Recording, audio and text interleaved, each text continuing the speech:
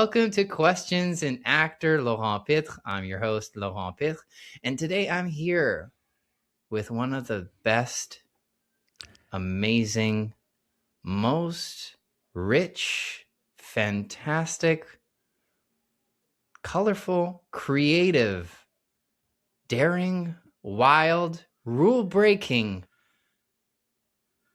crazy,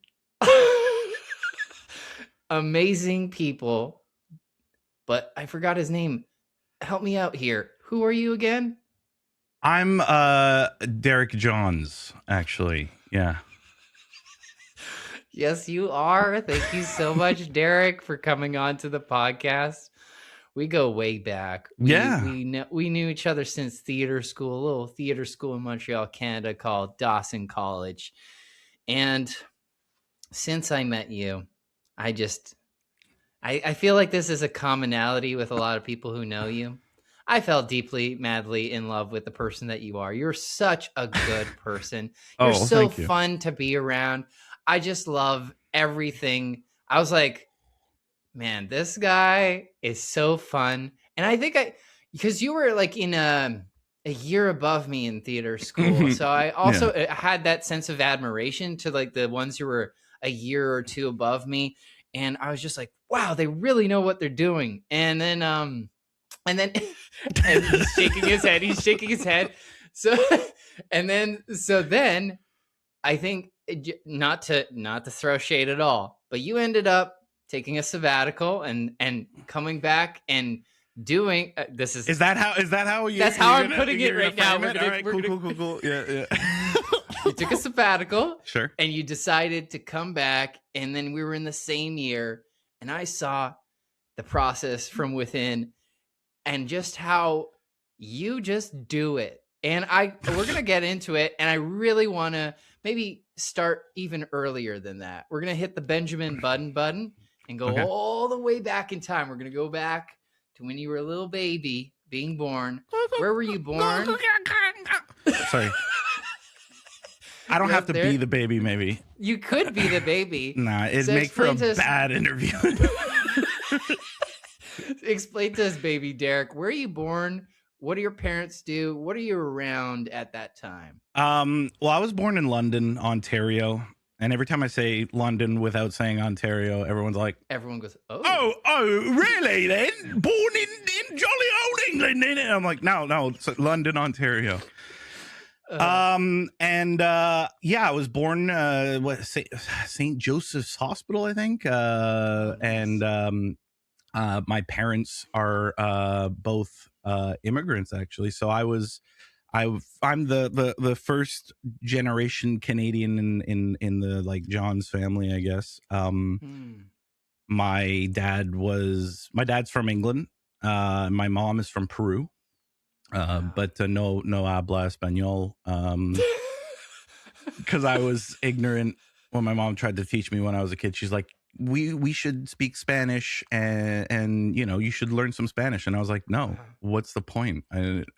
No one I know speaks Spanish, so and you speak English, so there's no point. And then now as an adult, I'm like, I should have fucking learned Spanish, man.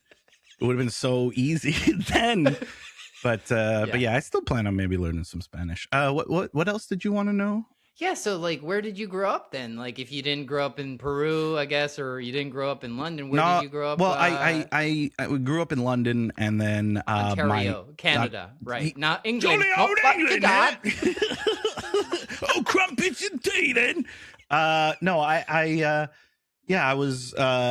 grew up in London. And then in 2001, my dad was offered a job at Bell Helicopters in Mirabel, Quebec. Canada. Yeah, French Canada. Yeah, the best Canada. And they so he moved us all over there, and then I went to school in a small farming town called Lachute, and then. After I finished high school, I then moved to Montreal, where I studied professional theater at Dawson College. Yes, you did, man. That's so cool. And that's where you come in. You into see the picture. Before we get to that pivotal moment that changed your life when you met me, but let's go back like to that small town in those first years, maybe even earlier than 2001. When did maybe acting or film or art start entering your life and start planting that seed that like you might want to do that? Well, when I was a kid, excuse me, I have to put in my my nicotine fix. I've quit.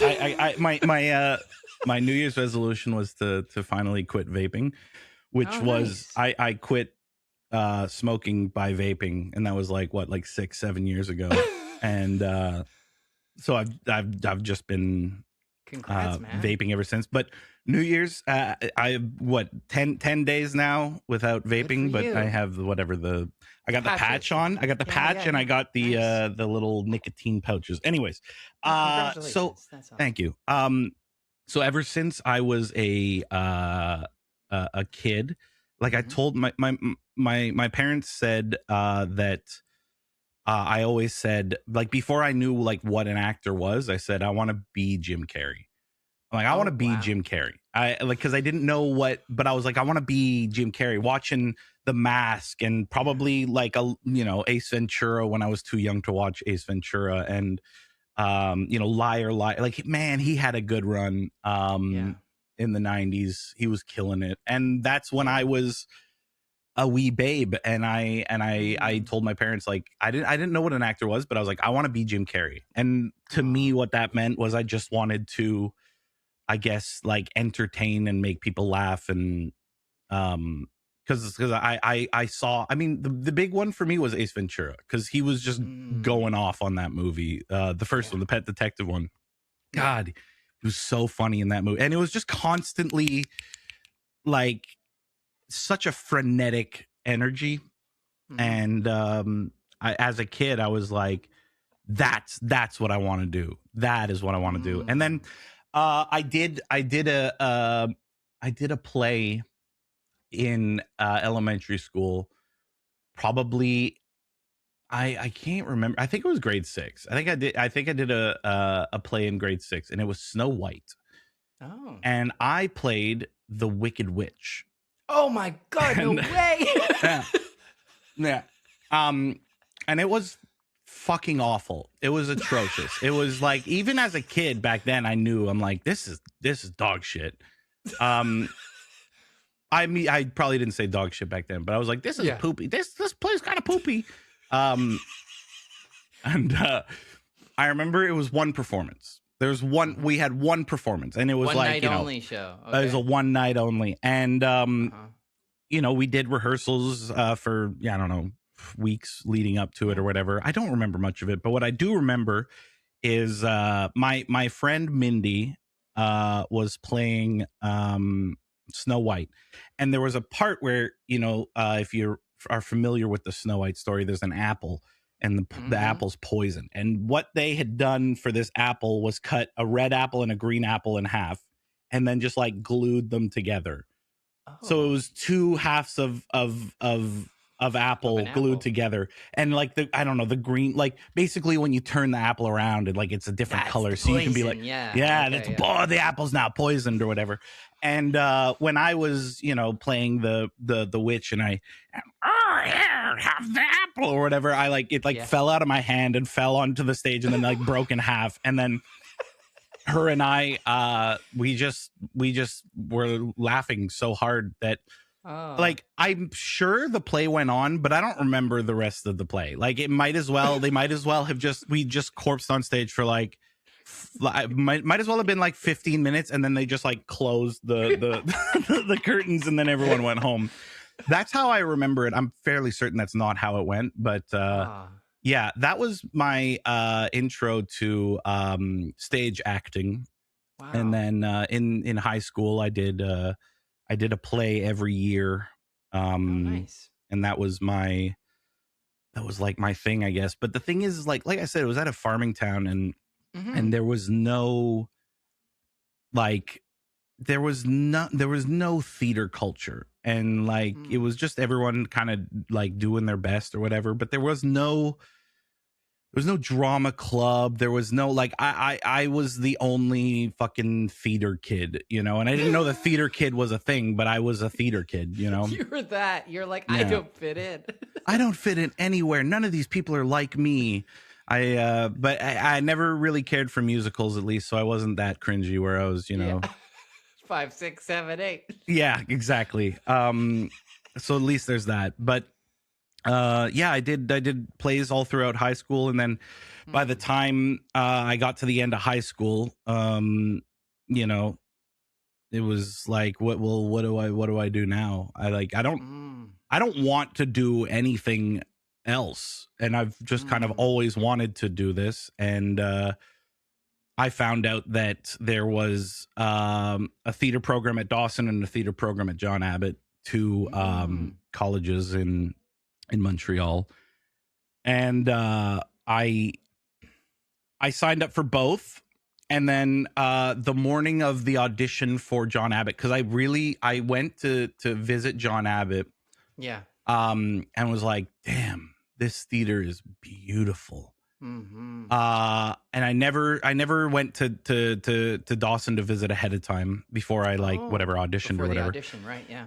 So I was more leaning towards John Abbott. I was like, damn, this is a really nice theater. Like I'm super beautiful down. Campus, big theater. It's a big theater. It's nice. I like the idea of it being it's in the West Island. It's sort of like, you know, not the city. It's sort of like the suburbs a little bit, and I kind of like that. I was like, this is more of an easy transition for a country boy like me. And the morning of the audition for John Abbott, my mom was gonna drive me there, and she's looking at like the piece of paper with the instructions for my audition, and I'm like putting my shoes on and I'm getting ready to go, and she says, how many monologues did you prepare? And I said, 1. And she's like, it says here you need to prepare like 3 or something like that. And I was like,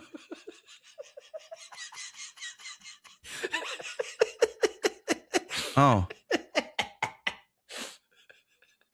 What'd you do? I guess, I mean, I'll just go to like Dawson. And then I had my Dawson audition like a couple days after that. Wait, you didn't go? I didn't go. I was like, whatever. I'll be fine. I'm not gonna show up and right off the bat. It's not worth going. I didn't have anything prepared. Impromptu. Yeah, that's it. No, wow. So I put all my eggs in the Dawson basket. The decision was chosen for you. It was made for me. But I hadn't even auditioned for Dawson yet. I did the audition for Dawson later, but I was like, okay, I really got to nail this one. Yeah. So I went in and did that one. I think I did Puck's monologue from Midsummer Night's Dream. Yeah, the intro one where he's like boopity boppity boopity. If we shadows have offended, it's one at the end. I think. I think of this and all is mended that you have but slumbered here while these visions did appear. And in this weak and idle theme, no more yielding but a dream. And then I don't remember any more than that. But that's great, man. I way better my beepity boopity boop. You actually know some of the words. Yeah. Well, I mean, it was a big audition for me. It's locked in there. It's locked in. Wow. And then I did An Actor's Nightmare, a short excerpt from An Actor's Nightmare, which is a fun play about a guy who wakes up and he's on like being rushed on stage, and he's like, what do you I'm an accountant, what is going on, like that and they're calling him a name, and he's like, that's not my name, what are you guys talking about? And then they're like, okay, it's starting now, and then like they just like push him on stage, and then he has to like fumble his way through like 10 different plays, like they're doing like a variety thing and doing like excerpts of plays, and so he does like Samuel Beckett, he does like there's so many of them. Obviously I think he does like a Shakespeare at one point. He does Hamlet, and I think my audition was the Hamlet monologue from that perspective. of him making it up from like what he remembered from like high school and just like, anyways, that was my audition. And then I ended up getting in, which was great. So Nice. That's when I started professionally learning how to act on stage or whatever. And then, until then, I really hadn't done any on-camera stuff. I hadn't even really considered it because it just it just seemed like it was like obviously that's the stepping stone. I knew movies existed. It's just like it seemed so distant, like I can't do movies, I don't live in Hollywood, like because Jim Carrey is what you wanted to be, and he's Canadian and he left and he went elsewhere to go do it, so way far to get to where he's at. Exactly. So I didn't do any film until I graduated and then got an agent. I lucked into an agent because my agent reached out to me while I was doing a children's theater tour that I got right out of school.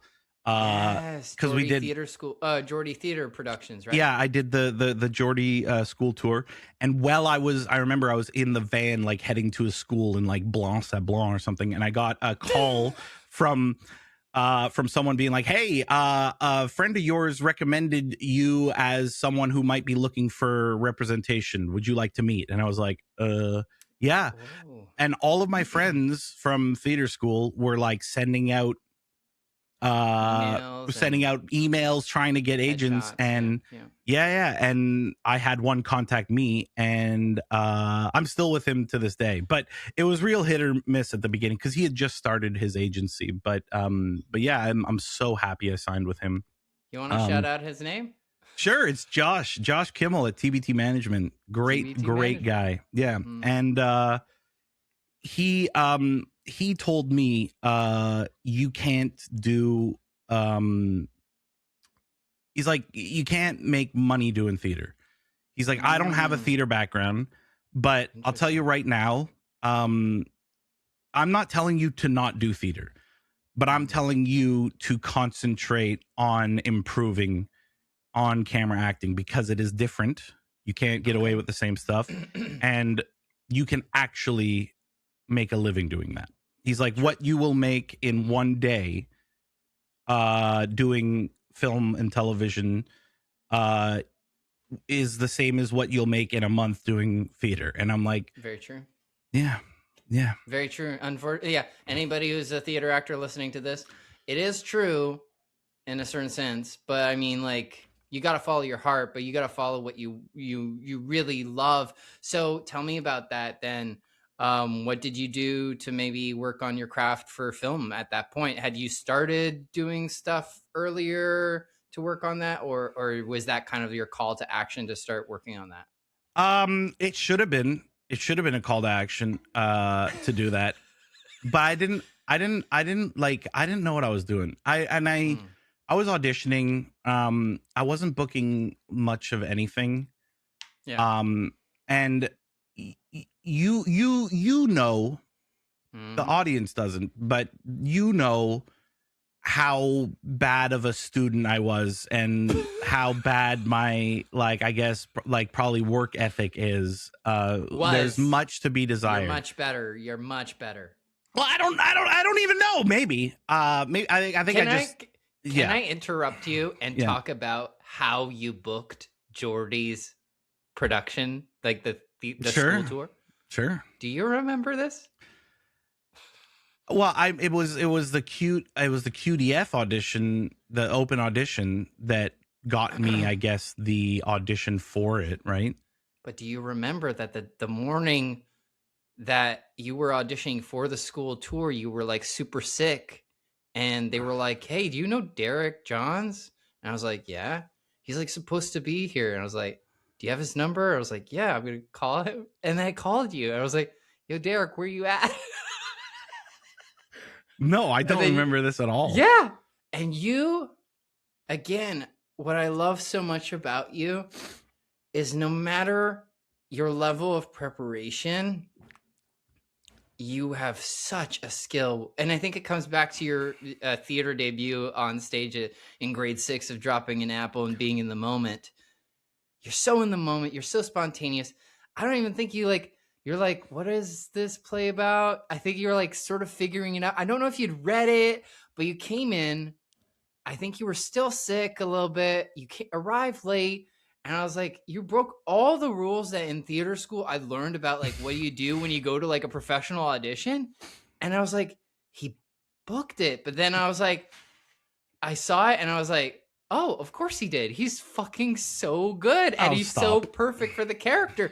But I was like, it went to show me that, like, more important than all like the overthinking and preparation is showing up as yourself and showing up to the best of your ability. And sometimes that means like, yeah, you find out last minute that you're like, oh my God, I needed to prepare this or I didn't prepare that. But you just show up with whatever energy you got and the best of what you can give. And sometimes something can come of that. Like literally, like that was like why I was like, oh wow, like I need to like learn how to be more like Derek in that sense of like after theater school, I'd over prep every audition. Like I'd be doing like those like 10-page like of backstories and super objectives and actions and verbs and I was like, man, I think like Derek like just learns the lines kind of and then just like does it. And I was like, that's fucking cool and funner. And he just goes. And so tell me a little bit about maybe your process that you discovered in theater school or that you are continuing to discover. Like what's like, how do you get into a role? How do you act? Like, what's your process, man? Honestly. Oh man, I wish I fucking knew. I mean, the thing is like, I don't have a set process beyond like learn the lines. And if I have, like, I read through it and if I have questions, if I don't understand something, I make it make sense to me in the best way I can. Like whether it be like literally a word that I don't know what that word is, I will look up that word, or something like, I don't understand why my character says this. Yeah. Like why do I say that? Like if I can't figure out what they're trying to achieve with saying that, then I figure that out and I decide for myself whether it be right or wrong. At least have it clear to you so you're not just vomiting words, so that there's actually intention and meaning behind what you're saying. But I think the preparation changes depending on the character and the piece and what, like it's not I don't have a cut and dry method to figure things out. It's on a case by case basis. Some things are much easier than others. They come naturally and I just understand. I understand the character, the tone, whatever, and it just comes easy. There are other things where I'm like, how I don't know what to do here, and those require a little more work. But as far as like, I mean, it's so funny. Like I forgot completely about that, but now that you mention it, I just showed up. You're like, oh, do I have to come? Or like, I forget our conversation, but you were like kind of really out of it. Like I was sick, out of it. Yeah. Super sick. And I was like, dude, yeah, man, like they're calling, they want you to be here. And I was like, come on, come. And then when I saw you, I was like, you ready? You're like, I think you even had the sides. Like these are things like that. Like all our teachers had said, like, don't show up late. Don't show up like this. And I was like, man, like, so cool that you were able to just go with what you had and show up and do your best work. And I have seen that like even in theater school, because we worked together on plays. And you know, for example, what was the play that we did where it was like that crazy family or the Russian ballet instructor? What was that? Yeah, you can't take it with you. Oh my God, you were so good at that. And I think that's maybe, it's funny because that kind of character was so big and so had the big Russian accent and there's a physicality to him. but it felt like it came from somewhere just instinctive, right? Like we would do these little talk back sometimes and they'd be like, how did you do it? And you were like, I watched like a YouTube video. Dude, and that wasn't even true. I just didn't want to say that, like, it just came to you, right? Yeah, I was just like, I just tried it and it worked. But like, that's not a very good answer, and it's not inspiring at all. And clearly this person is asking a question because they're looking to be, you know, inspired in some way or whatever, you know? And I'm just like, yeah, I watched a YouTube video to learn the accent. But the thing is like, I mean, it was just like parroting, you know? I thought like, when I was like, okay, well, think back, what does a Russian sound like? And, you know, I think back to all of the movies I've ever seen where all the baddies are like Russian. And I was just like, I'll just try and like mimic that and apply it to like a Russian ballet instructor. And and it just kind of worked. And there are like, for every one time that, you know, I can just try something and it works, there's 100 times where it doesn't. And I just can't do it. And I have to actually like put in some effort. And at the end of that, sometimes I get it, sometimes I don't, you know, where, I'm just learning, like just try and see if you can pull it off believably, because you can really pull off anything, but it depends on whether it's like believable or not. Like if you have to make it, even if you're doing like, you know, it doesn't matter if you're doing comedy or fucking drama or whatever. It has to be believable. Even the most ridiculous comedy has to be believable, at least, like whether it be to the audience, to the other characters in the play or something like that, you know, or in the film or whatever. It has to be believable, because that is what's most important, is like honesty and believability, because you can smell it from a mile away when a performance is insincere, you know, or not grounded, however you want to say it. That's what I've always loved too about you, is just like, you have such a great sense of humor, but there's a sincerity and authenticity to you and your work that just is so fun and magnetic. And I was just so honored that one of like my first like big on camera jobs, we got to work together, and it was on this series. I forget the name. Maybe you'll remember, but it was like a docudrama crime thing. It's like on the tip of my tongue. I'm gonna look it up. It was the something truth. Something true. Something like a true crime show. Was it Broken Trust? Broken Trust, that was it. Not Truth, Trust. Broken Trust, but close.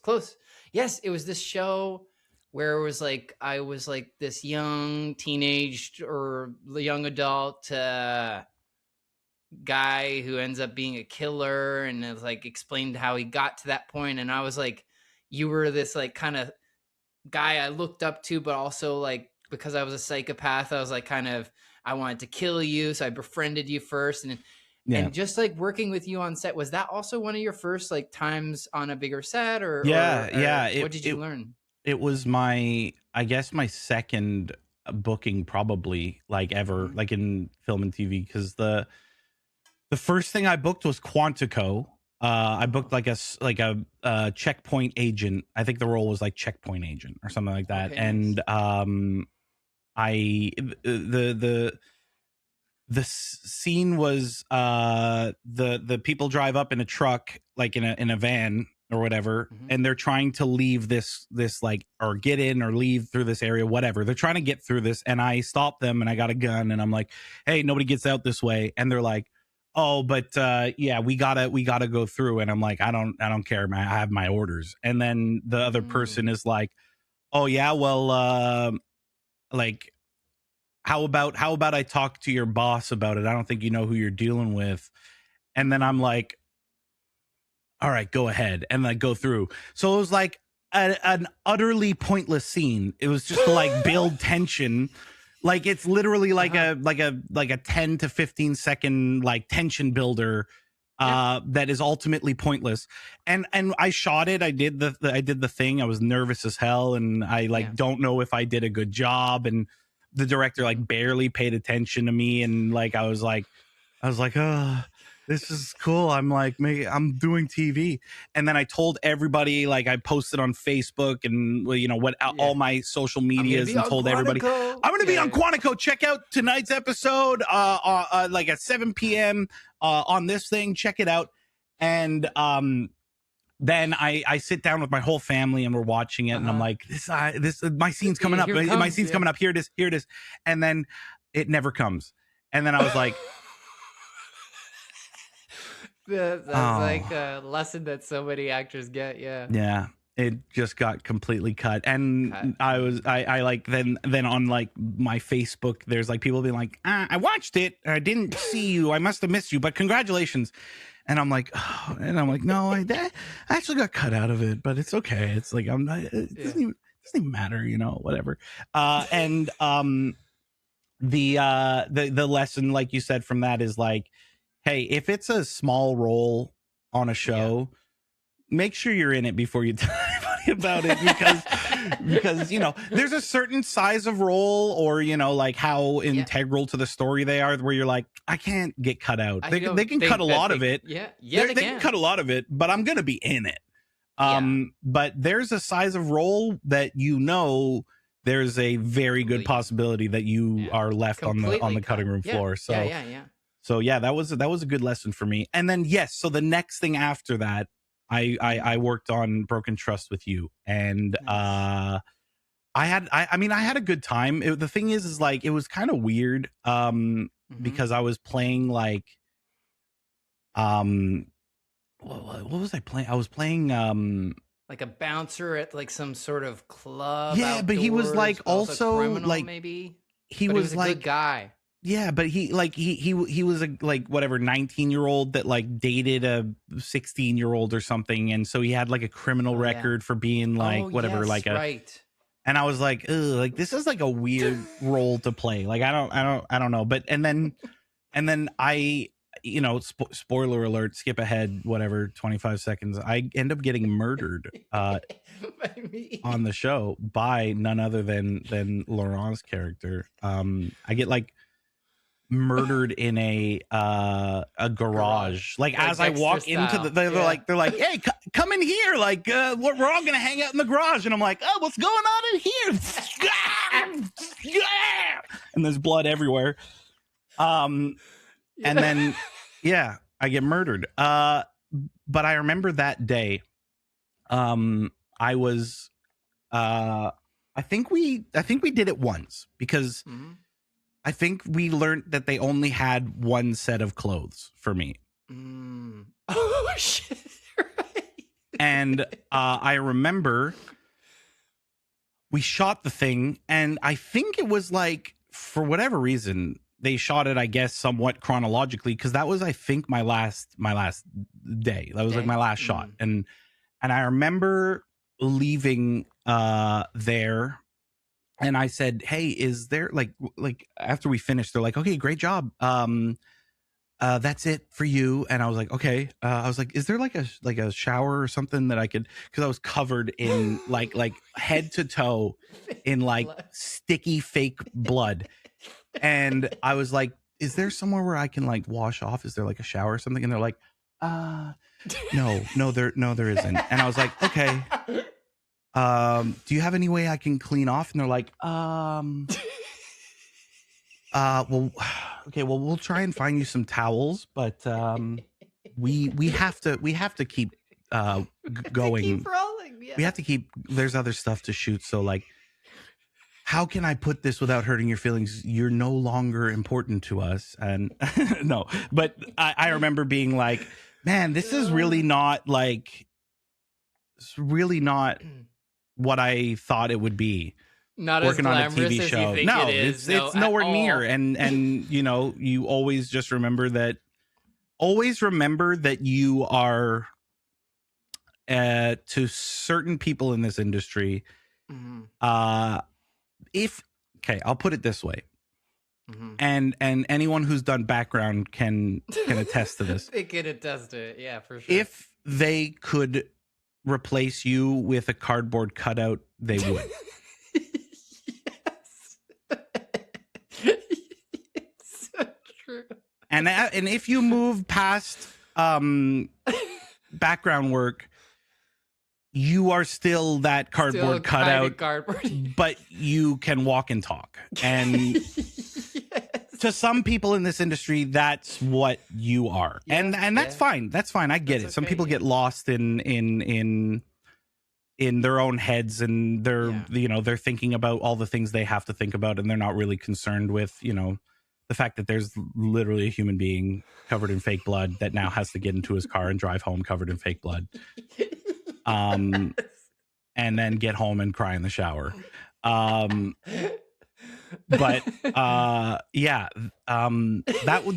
was my biggest, the thing I remember. And then you know what else is funny? Yeah, tell me. I ended up doing a film later called We Are Zombies. Yes, with Alex Natchi, who we also met on that film, who also worked on that production. And the sad thing with that production was, I remember because it's true crime, they're all based on real people, and the person he was playing told the production that he did not want to be involved. Right. He's like, I don't want my character involved in this, like, cut all of the Alex Natchi's lines, and Alex was giving so much. He was such a good he's such a good actor. He was like improving, and they were like, oh yeah, like, no man, like, remember, like, you don't say anything. Yeah, they're like, stop, like, for legal reasons you have to stop because we'll get sued. And like essentially I think it was like too late for them to completely cut his character out. Yeah. And that's the only reason that he was still there, because they had established he was there. Because that guy that didn't want to be involved told them too late that he did not want to be involved. But yeah, I remember just feeling so sorry for him, because he's like, man, this is not at all what I thought I was going to be doing. Like, I had lines and stuff, and I was like, it's like, yeah, man, that sucks. That sucks. Yeah. But yeah, funny how that works. And so I ended up working multiple times with people from that very shoot, you and Alexander Natchi. Yeah, in fact, that's the summer you worked with Alex was also the summer, or guess, I don't know if it was spring, I don't know what time of the year it was, but you worked back to back from one production with Alex Natchi, which We Are Zombies. So that's a horror film. It's like a kind of crazy, much wild more zombie comedy, action. Much more of a comedy than it is a horror. Yeah, I mean, it's like almost like as though like Seth Rogen kind of style of comedy, and just overt and big and kind of Shaun of the Dead, but extreme. It's with those directing team called RKSS. And then after that, you went and did The Sacrifice Game, which is I'm wearing the little T-shirt for. Yeah. But, mine doesn't fit me. It never fit me. No, I'm a bigger guy. But they gave me the shirt and they were like, it's the biggest one that we have. And I was like, okay. It was like a crop top. I was like, oh, okay.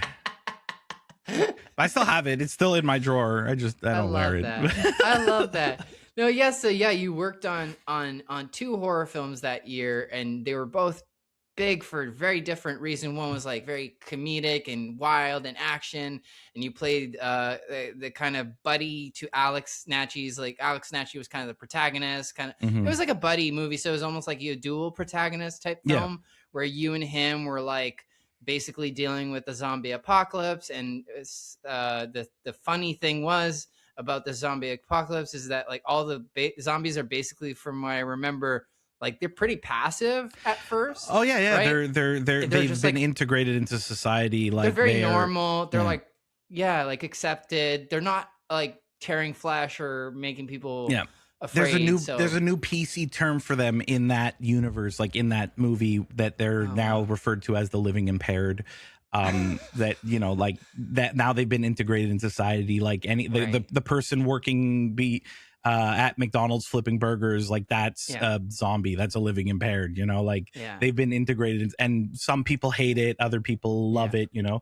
Anyways, it's a fun little movie, but Sacrifice Game, dude, you are a scene stealer in that movie. You were fucking phenomenal, and I like, it was a pleasure watching you shoot that. Like I loved watching you shoot that thing, and when we got to see it finally, I was like, man, Laurent was the best part of this movie, 100%. You're phenomenal in that movie. Yeah, really, thanks, really man. Good. Really, good. Thanks. Well, because I got the luck of playing the kind of comedic relief in that film, because that film is very dark, very intense, very like, oh my gosh, like it's like basically the holdovers kind of vibe of like boarding school that then basically gets held up by these demon like summoning, well, there's serial killers, and we played the gang of serial killers.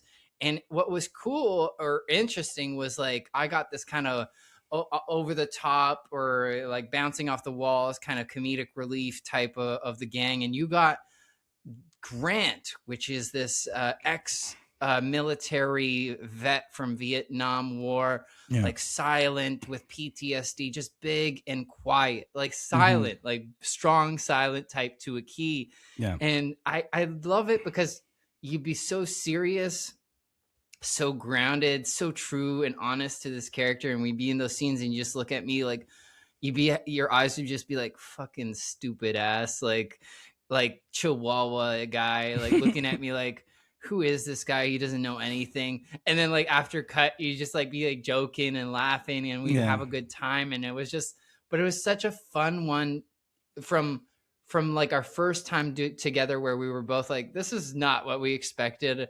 And things getting cut to like, all of a sudden now you got to this point in your career where now you had these bigger characters, like with We Are Zombies. You told me a little bit about it, but like you had a lot of creative freedom. You were improvising. You were doing a bunch of things. Like you really had ownership of your character. So again, I thought like, even though you didn't necessarily have like the opportunity to improvise as much with Grant in the Sacrifice Game, I felt like you brought such a honesty to that character. And again, this idea of you being able to like just deliver on the spot. I talk about this often when people ask me about moments that I really want are your favorites on the Sacrifice Game. Was one of those late night shoots that we had for that. You know what I'm gonna say, probably. But you had one scene where you were gonna say stuff, like it was kind of like a deep, dark scene between you and this character, and you were going to reveal stuff about yourself. And the closer it got, the one scene where I give like where I say more than two words, like more than just like, yep, that's right, or like, you know, like beyond that, I actually like give background and like, and I'm vulnerable, and like this is like the big moment for my character. Carry on. So, and we're getting closer and closer to the time that like as actors and with now years of experience, we go, oh damn, this could be cut because of time. Like they might not even get to it, right? And you're like, they're not getting to it. And then you kept coming to me like, man, we're not getting to it. We're not getting to it. I was like, man, I promise you, I think it's gonna happen. It's gonna happen. And then I think literally that's the last thing they did that day. And I think you even only had one take.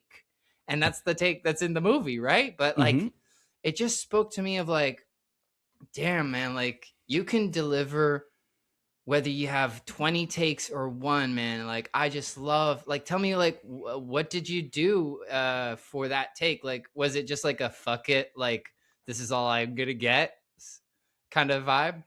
Or what did you do for that? Well, so that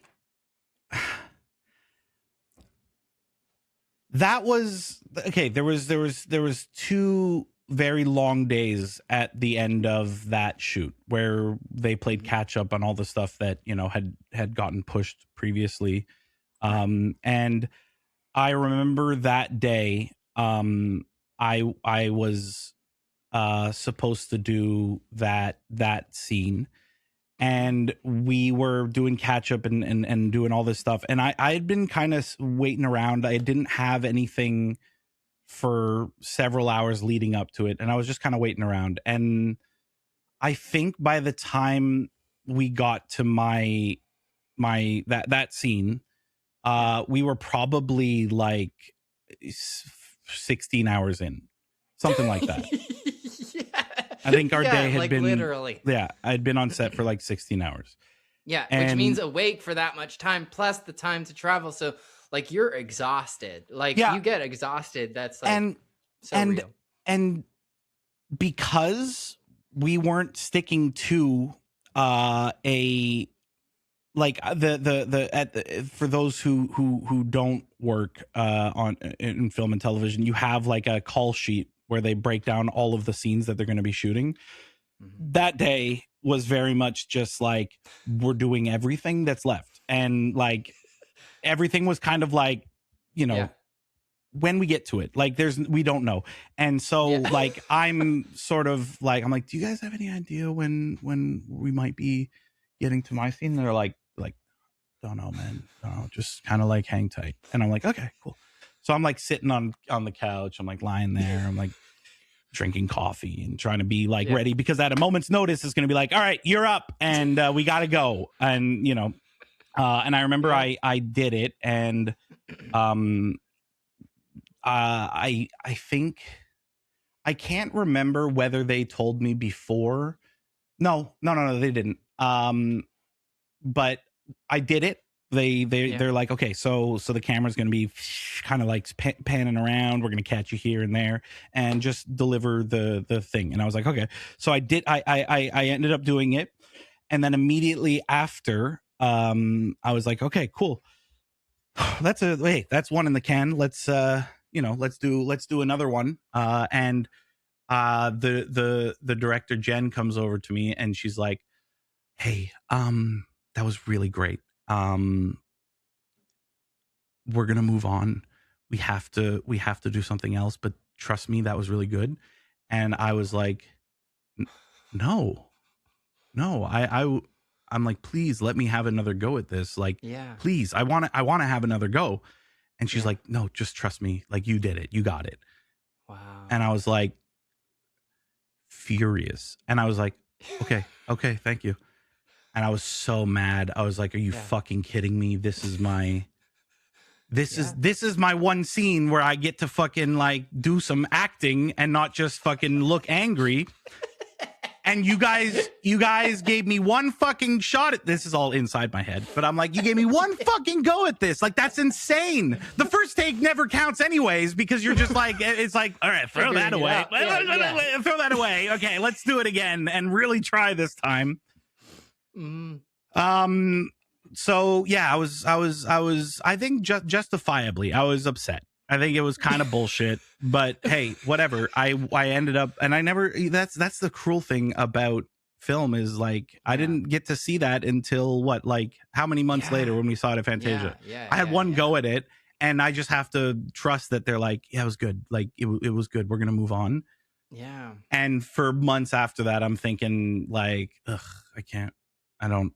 it's just gonna be bad. Like and to this day, I look at it and I'm like, there's a couple moments that are like very small, but I'm like, catch yourself. Yeah, but I'm like, oh, I wish I'd done something different, and I would have on a subsequent take. I would have shown options. They could have cut different things, but there is something beautiful about the way it was shot in that way, because it flows supernaturally and so it fits. But I see and it's a good lesson too. And at any point in your career, no matter where you're at, who you're at, what level you're at, there will be days where, all you have is one take. So you can't assume you'll get more than one, but that was like a good lesson of like, wow, okay. Like sometimes you can like literally do it in one take, but like you said, after waiting that long, you're like, man, can I just not get like another? But like, again, that's an assumption you can't make as an actor. Yeah.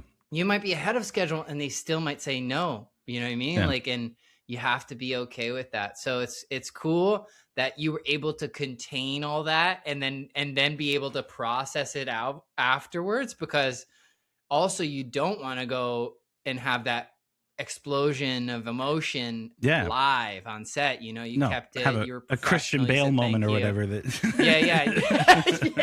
It's an old reference, but yeah. No, I remember, and I think I like went out and had a smoke with one of the producers, and I was just like, you know that that's fucking bullshit, right? Like, you know that's he's like, yeah, man, that's bullshit, man. It's bullshit. I'm sorry. And I'm like, yeah, it's fucking bullshit. Yeah. And but you know, whatever. It like, I like looking back at it, like I have to tell myself, like, hey, you had one go at it, so you know, don't beat yourself up about it. But I still wish, I'm like, fuck, I know I could have done it better. But it's still like, it's passable. But absolutely. And it wouldn't have been that big a deal had I, you know, had other scenes where I spoke. It would have been like, whatever, it is what it is. But I'd been looking forward from when I first booked the role. I was like, okay, that scene right there, I really got to knock it out of the park. Well, that's the heart of your character, right? That's like where you show that vulnerability, where we earn all those silent moments that you had. But I think there's for me, underratedly, I think one of your best scenes too is like, spoiler alert for anybody who hasn't seen The Sacrifice Game, but like the way it ends with that dinner table scene and the way you acted in that, and again the way you played with me in that scene, because I was doing a lot of improv in this movie in general, but then I think I did more. I don't think I had many lines. I was like, oh, don't do this. I was like talking. Oh, come on, man! Like it just like basically interacting with you at this level where you were just so violent but almost possessed, and the acting you do in terms of that vulnerability, you become very vulnerable in that scene with very few lines, but your actions and your precision. And I was like, damn, like again, and you're there like kind of like in your like tank top and like underwear. I'm in my underwear, so we're all just naturally physically vulnerable. So it was just, again, such a pleasure and such a cool thing to witness, like your growth from like seeing you as I was an assistant stage manager, and you're like one of your first studio productions in theater school, to like working together on Broken Trust, and then The Sacrifice Game. And then from The Sacrifice Game and We Are Zombies, you then went on to play a lot of really cool roles in television. Like you played in Brilliant Minds, but before that you were in Umbrella Academy, where you play this hilarious guy on in a port, like it's like a found footage type news broadcast. Tell me about that one first off. That was hilarious. That was so much fun. So that one's really funny because it was the final season of Umbrella Academy. And they're super secretive. Like they have a code name for the project. The sides are all fake. They're completely made up. And a lot of TV shows do this. Do this to stop, spoilers and shit getting out and blah, blah, blah, whatever. However, my scene was like completely inconsequential, so it's just like it doesn't. Anyways, so I auditioned for Cletus or some shit, I can't remember, some farmer, and the farmers that are doing a news report about crop circles. So I have my toothpick in my mouth, and I'm like, it's probably an alien. There's an alien came in, and the next morning we came out. These goddamn crop circles. It's crazy. Yeah. And then I get the role. I book it. And they send me the sides, and they're like, "You're a crab fisherman, and you catch a giant squid." And I'm like, "What?" Okay. And I was like, "Okay, but if I was a crab fisherman, like I'd probably play it." I'd play it differently. I'd have like a whatever different. And I was like, an accent. Do I reach out to them and like ask them like, hey, do you want me to do exactly what I did in the audition to play like a crab fisherman? Because like, it just doesn't seem to be right. Yes. And I was really like torn. I'm like, fuck, what do I do when I show up? And like right before I start shooting, do I be like, hey, great to meet you. My name's Derek. Obviously I have stuff prepared, but would you like me to do something completely different for this? Or like, so I decided, I'm like, well, I mean, they booked me because they liked what I did. So I was like, I'll just take what I did as a farmer and apply that to a crab fisherman. And I ended up doing it pretty much. I mean, like not. Anyways, because it's a crab fisherman, it's a little different. But I ended up playing this like, you know, kind of dumb, happy-go-lucky crab fisherman that's just really excited, and he's super excited, and he's talking about, oh yeah, we was gonna eat hot dogs, like talking about like, I was almost lunchtime, we was gonna eat hot dogs, and it was like, you know, it's just a fun scene. It's the cold open of the episode, and I worked with a director who was he was a South American director, nice. And I think he's Chilean, but I'm not. Don't quote me on that. But he was fucking great, because I've worked especially on television. You work with a lot of directors that are they're directing their one episode, and they're just kind of there for, like, you know, a paycheck. They get there, they do the best job they can, but they're not super invested, you know. It's season not their baby, 4, right? They're not the showrunner, they're not the creator. Exactly. They're season just there 4, like sort of help direct someone else's vision, right? Kind of thing. Exactly. So, you know, they're trying to, like you said, realize the showrunner's vision, and they're trying to respect that and bring their own flavors into it. But to a degree, you know, they're a hired hand, right? And this director, we showed up, and he like came over to us and said hi, introduced himself, and said, okay, in about 10 minutes, I'm gonna have everyone stop working, and we're gonna do a little run through rehearsal thing, blocking. And he's like, I do blocking a little differently. I come from I can't remember if he said that he came from a theater background or not, or whatever it was, but he explained like his background, and he said, this is kind of how I work. I like to do like an actual blocking / rehearsal where we figure everything out so that when we start shooting, we're actually all on the same page. And I was like, holy fuck, like what a novel concept that I feel like everyone, like it's something that has been completely lost in film, is the rehearsal process. Completely gone. Because the actors don't actually rehearse together, so everyone has, you know, there's 5 different ways that they see the scene going, and then they try and put it all together in the blocking, and then they're like, well, I had kind of an idea where I was going to go over here, and they're like, oh yeah, well, I had an idea where, you know, I was going to sit down, and they're like, you know, you're trying to find this thing, and there is no cohesiveness, and you literally have like 10 minutes, and then okay, we're ready to go. Like that's pretty much it. The blocking is more for the lighting technicians to figure out lighting, you know, like and the camera crew, less for the like the storytelling or the actors understanding why am I moving here and there. That's right. So this guy was great, and he said, okay, he shut down the everyone, nobody's working now, okay, everyone's quiet, nobody's working, and so everyone, because they're not working, they're watching. And he's like, okay, we're gonna run through the script, and if I need to stop you and change anything, I will. Otherwise, just keep going. So we ran through the scene and whatnot, and he gave little notes here and there about the tone that he wanted for the scene and whatever, and explained how we're going to do certain things, like when I cut open the squid and blah blah blah. Like, he's telling me ahead of time, so it's not like I don't know what's going on until the cameras are all set up, and then someone comes over and says, okay, you're going to do this and blah blah blah. Like, I have time to actually get ready and come up with ideas and whatnot. And it's like I said, so refreshing, and you almost never see that kind of thing. So that was a really, really, really good experience. And I remember I reached out to them on Instagram, and I said, like, hey, I just want to let you know that, like, you are working the way an actor really likes a director to work.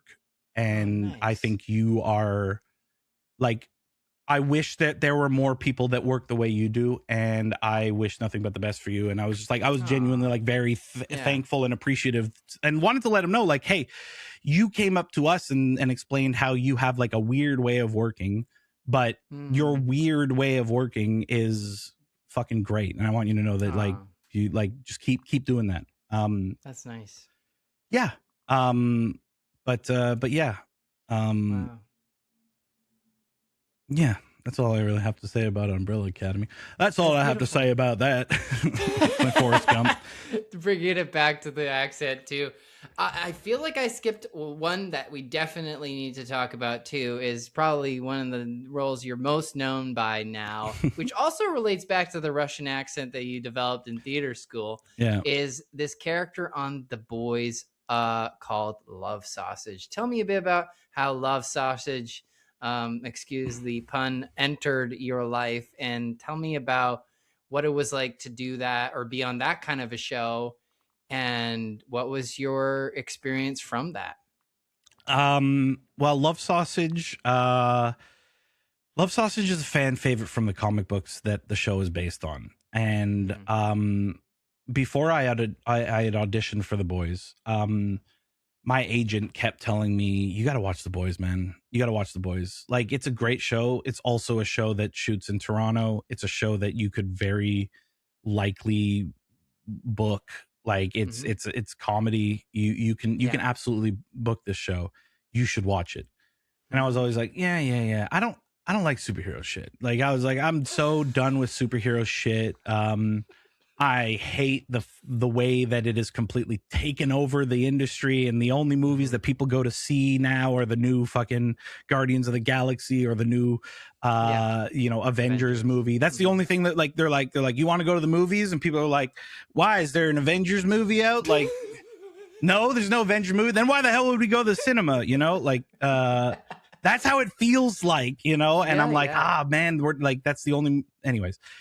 So I didn't like superhero shit. So I was like, I'm not watching. And he's like, no, it's not. It's anti-superhero shit. You know, you got to watch it. And I never did. So I auditioned for the show. And I remember my agent was like, he's like, yeah, it's weird. He's like, I don't know what it is. I think you're like working the door at like an orgy or something. And the character's name is Love Sausage. I think it's a fun scene. You know, yeah, they want you to be Russian. So can you do Russian? I'm like, yeah, I can do Russian. And he said, he's like, if you do book this, don't worry, I'm gonna have them give you a name. Like, Love Sausage was a stupid name.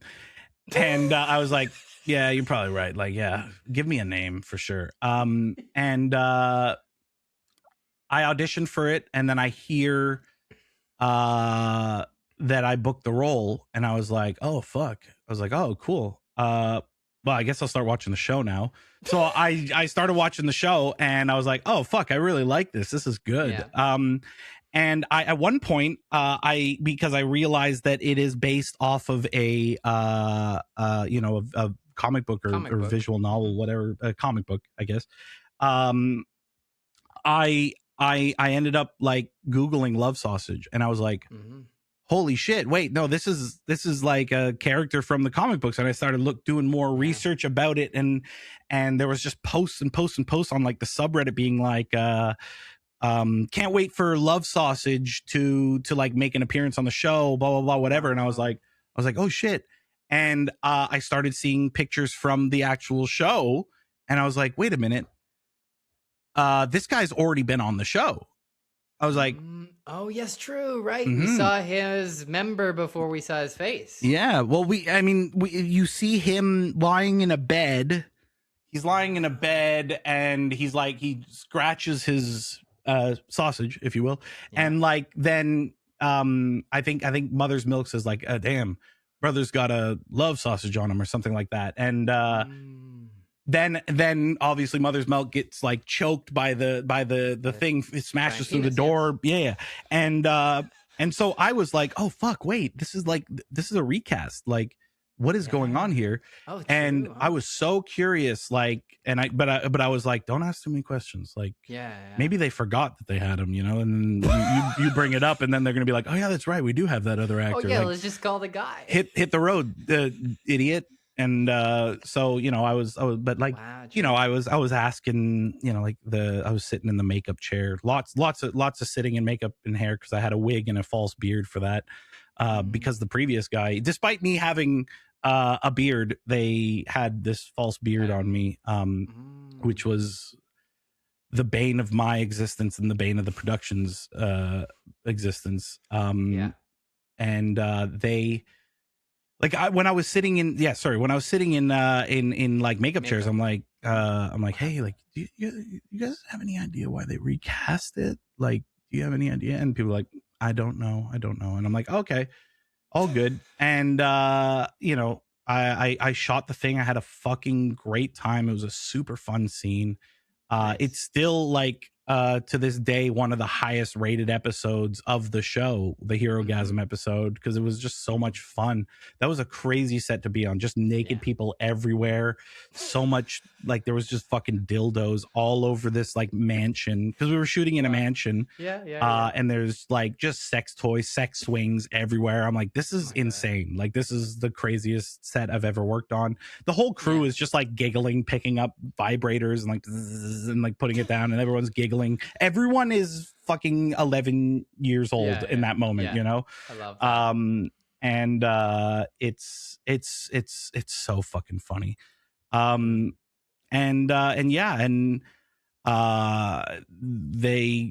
kept bringing my character back, and it was good. I wish that the character you know, was a little more like the one in the comic book, but you know, it is what it is. It's the people still love it. A lot of people agree with me too. Like, they say, like, man, like, they're not doing Love Sausage justice. And I'm like, they have so many storylines they need to tie up. They don't need any more crazy zany characters on the show. They've created Gen V, and I'm sure they got, like, there's another series coming out, Vought Rising. So there's so many. It's tough with, you know, when you're respecting canon to still be telling one story, because it would almost need its own spin-off to give justice to these characters. I totally understand, and I agree with that. But so tell me then, after Love Sausage, you then worked on 2 shows that are out now, I believe, Brilliant Minds and Sheriff Country. So you've now left the superhero year of 2024 and moved into 2025, where you're playing more grounded and, I guess, kind of criminal, but like psychological kind of TV shows. Tell me about your experience on those shows. Well, Brilliant Minds, the turnaround on that show is insanely fast. Like, I didn't even, I shot that, like, maybe like five months ago, maybe. And yeah, it's, that was really fun. Like, I played a character named Otto, who is, he's in like I guess like a mental ward or whatever. They don't call them insane asylums anymore, I don't think. But like, yeah, he's a character, and we don't really know fully what's wrong with him, but we do know that he has intense anger issues. Like, he has crazy anger issues. And the main character on the show, played by Zachary Quinto, Wolf, he's also in, well, I mean, I guess this, no, it's not spoilers. So he's also in this ward now, and we're playing poker in the scene and using pretzels as chips, and he wants to get to the phone. The Zachary Quinto's character, dog, he wants to get to the phone, and he's trying to cause some sort of diversion. He wants to cause chaos so that he can get to the phone, and he uses my character's anger to his advantage, and just like starts using all of these, because my Otto doesn't like when people use therapy speak to him, like, you know, like triggering or whatever, and he triggers him and sets him off so that he makes a bad poker play, and then he loses the hand, and he tells him like, hey, I need you to bring it down. You're at a 7. I need you to bring it down to like a 5 or whatever. And my character ends up flipping the table and choking out some other guy at the table, and he zips around to the phone, and I flipped that fucking table like 30 fucking times, and I had great time. I had a great time every single time because I wasn't one of the poor bastards who had to clean up the pretzels every single time and pick up all of the cards and put them back and set them back in the exact same place. A special shout out to every production assistant and person who had to do that. I got so much respect for crewmen. They work far harder than any actor and get far less recognition. Yeah. So I had a great time working on Brilliant Minds. I'm actually going to Toronto tomorrow to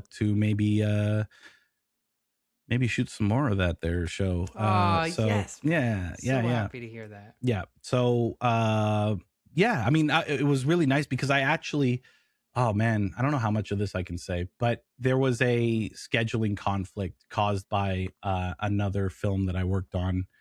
And so I had to basically tell them I wasn't available because they tried to write my character back into the show.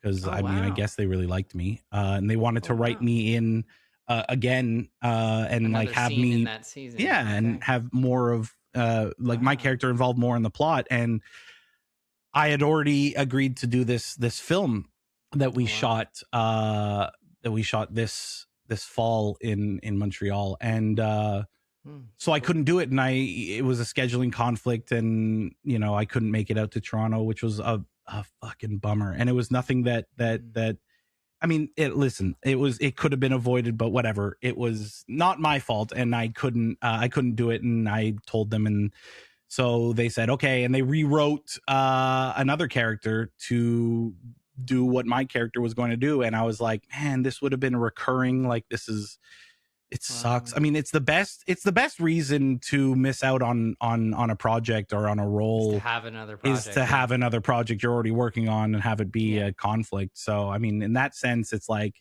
hey, it could be worse, but I was so disappointed that I, I'm missing out on this recurring, that who knows where, where it could go. I could end up playing in, 12 episodes down the line, like it could, who knows where they take it. So I was really disappointed, and I had to turn that down, and they rewrote another character to do the part that they had wanted me to do. And then right before the holidays, we got an avail check from them again, basically them saying like, hey, we want to write him in again. And I'm like, damn, they really like me. Like, what the hell? This is cool. Man. So yeah, I'm going back to do that again, and I'm looking forward to it. Yeah. And then Sheriff Country was a fun day on set. I got to play a dad. First time I've played first time I played on camera a dad, I guess.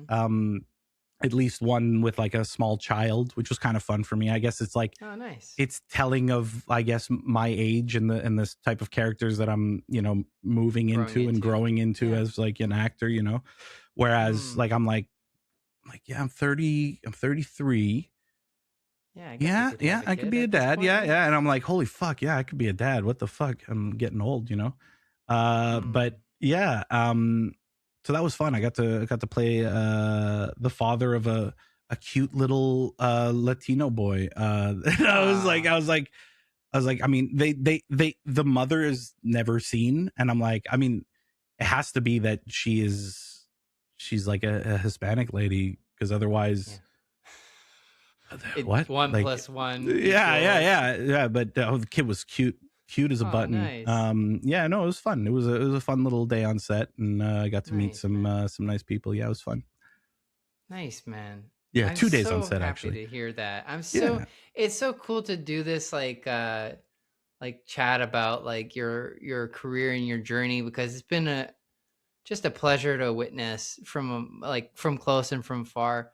So likewise, dude. I'm a fan of yours too. You've been You've been working lots. You've been doing really fun stuff, dude. I auditioned for the same role that you got on the CBC show there. Oh my god, I'm drawing a blank. The Garbage Man role. Garbage Man role. Oh my god. Yeah, Murdoch Mysteries. Murdoch Mysteries. Yes, Murdoch Mysteries. I auditioned for that same one too. Wow. And then I saw on Instagram that you had booked it. I was like, oh, motherfucker. I was like, good. You know, I'm like, no, I would rather it be a friend than someone I don't know, obviously. Yes. Because, you know, you find out fucking months earlier that you didn't get the role. You're already over that. And I'm just overjoyed that it's like, it's a friend of mine that got it. I'm like, nice, good. There's like, it's so nice because people are always assuming like there's like intense jealousy, but like, there really isn't, because the role is never yours until you book it, you know? Like that's the wrong mentality where you're like, oh, this person fucking stole the role from me. It's like, no. You didn't have it to begin with. Exactly. You didn't have the role to begin with. And you should be super happy when a friend of yours books a role. Because, you know, their success is your success, you know, like you share that, you know, like we gotta prop up the homies, you know.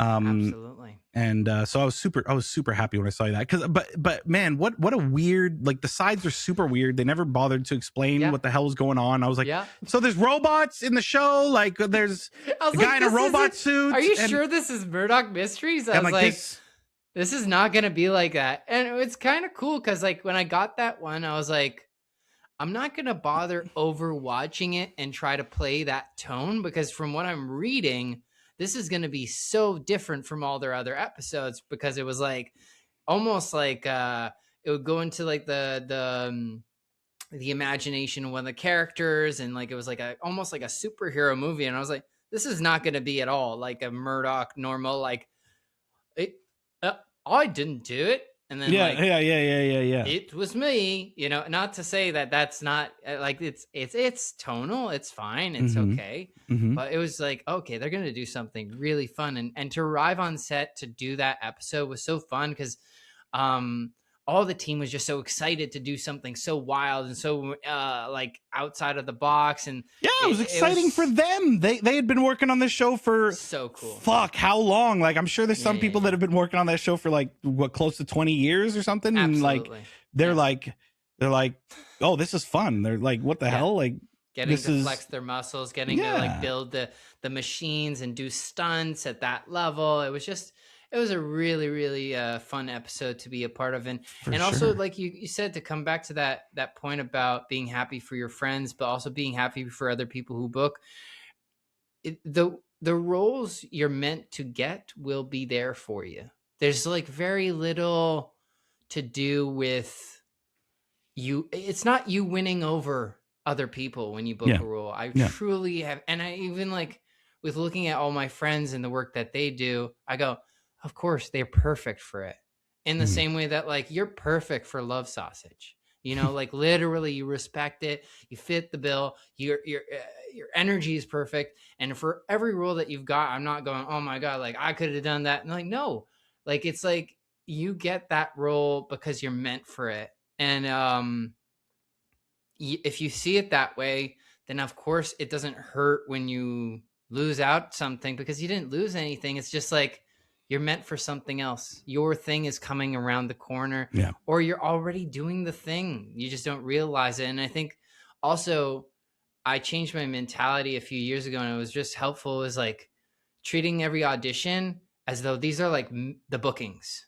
I get booked this many times, and I literally got into this job because I wanted to be like Mr. Dress Up, this old show from the 90s where it was just this guy who would just wear different costumes, become different people. And it was like, I want to play pretend every day. And I get to because of my job.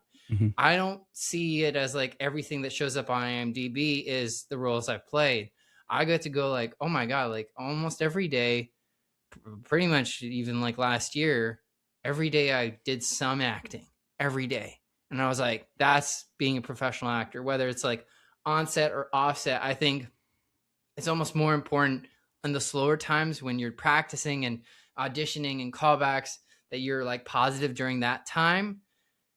so that like when you arrive on set, you're not just like, oh, finally I'm happy. It's like, no, like, how do you maintain that? How do you sort of like keep that faith, keep that happiness, keep the health, prioritize yourself? Like, I think that's the hardest part of the job that people underestimate, but is For really, sure. I find, it's just so important, right?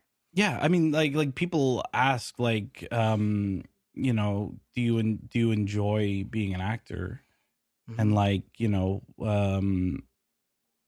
I'm like, yeah, acting is fucking awesome. And Mm-hmm. they'll ask me like, how much do you make like on like a day of shooting? And I'll tell them, whatever the extra day rate is. And I'm like, yeah, I mean, it's like whatever, $1,500 or something like that with the what do you call it? The buyout, you're looking at something like that, somewhere between 15 and 2,000, whatever it is. And, people are like, holy fuck. Like that's like an 8-hour shift one day. And I'm like, yeah. And I'm like, think about it this way. Yes. You're getting paid very handsomely for your one day of work because you're going to work one day and then not work for 2.5 months.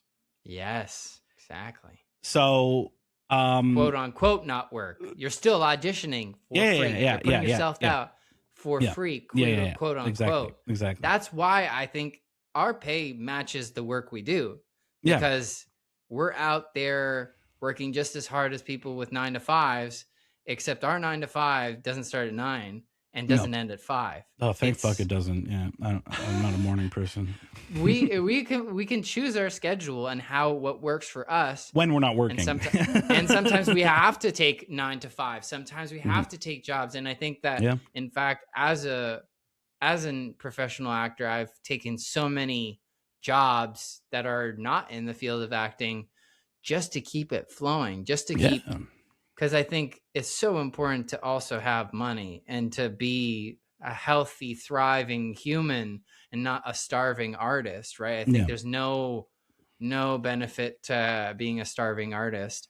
But I think that, like you said, you got to be in it not for the money or the fame, because that ebbs and flows, and that's a very dangerous game to play. But as an actor, if you're in it for the fun and the you are the Jim Carrey that you wish you wanted to be. If like the little Derek or little Lohan could see us now, they'd be like, whoa, doing the thing, like really doing the thing. And I think that that's an important thing and why I like this podcast is it'll be like this little time capsule of who we are today. And both for our past selves and our future selves, like, wow, like we were that person that day. Someone told me that actors are professional auditioners. Yeah. That is what your job is. Your job is to audition. When we actually are working on set, that's play. Like we get paid for it, but that's the fruits of our labor. Yeah. It's like the company retreat. The company has paid us to enjoy our time. Doing the thing that will be easy and leisurely for us, that we work all year round for those moments. And like you said, so well said. Yeah, exactly. Just that. Well, hey, bro, I've kept you for so long. I thank you so much. This has been such a good chat. Where can people find you or see some of your work? Feel free to shout out any projects you got or are coming out. Like where can people find you online and stuff? Well, I mean, I'm on Instagram, real Derek Johns. I tried to make my handle as pretentious as possible. You can also Laurent Piff. I'm very pretentious. There you go. I stream on Twitch as well. I fuck around there. It's not anything very serious. I'm mostly just like, play games, and I'm just shooting the shit and chatting. You can find me there. My handle on Twitch is Derka Johns TV, DERKA JOHNS TV. If you want to, I have a movie coming out soon that I'm really excited about. Nice. That will be.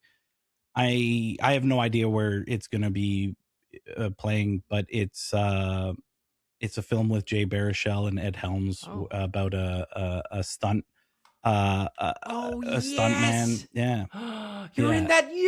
Yes. Oh my God. I auditioned for that. So I'm so happy because I thought of you. I was like, this guy's got to get this. So, okay. So what's it called? It's called The Stunt Driver.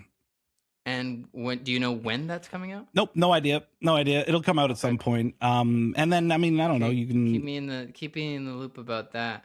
Yeah. As far as things I have coming up, I mean, there's a few things. You can check out the IMDb to see there. But yeah, if you do watch Twitch, come check me out on Twitch. I'm fucking around there most of the time.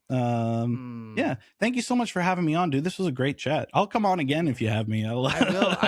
We'll have these regular check-ins, man. Yeah. Honestly, and I mean, we've covered all my backstory, so we don't have to fucking talk about me anymore. We can go into like the deep shoot shit. Yeah. Well, thank you so much. Thank you, Derek. Thank you, viewer or listener, for sticking around and listening to our chat. Feel free to, the little sign of love, the two fingers we're holding up. Thank you so much, viewers and listeners, for listening to these episodes. It really means a lot to me. It means a lot to all of my guests who come on. If you have any questions, please feel free to leave them in the comments. We'll answer all your questions that you may have. Me and Derek will do our absolute best to communicate back to you. And also feel free to reach out, leave a direct message, whether it's with me or with Derek.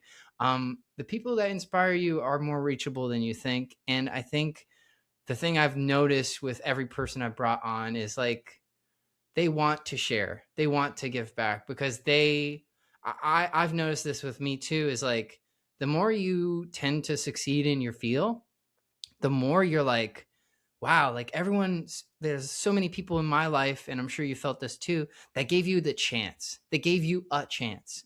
And so if you can be that person for someone else, that's really great. But if you feel like there's someone that's been inspiring you, that, just maybe a conversation with them will give you the right inspiration or the right motivation that you need for that day or for that week or for that year, reach out, because you might have like profound conversation, or maybe there's a connection that you need to make. And that can be, as easy as just saying, hey, and having a conversation.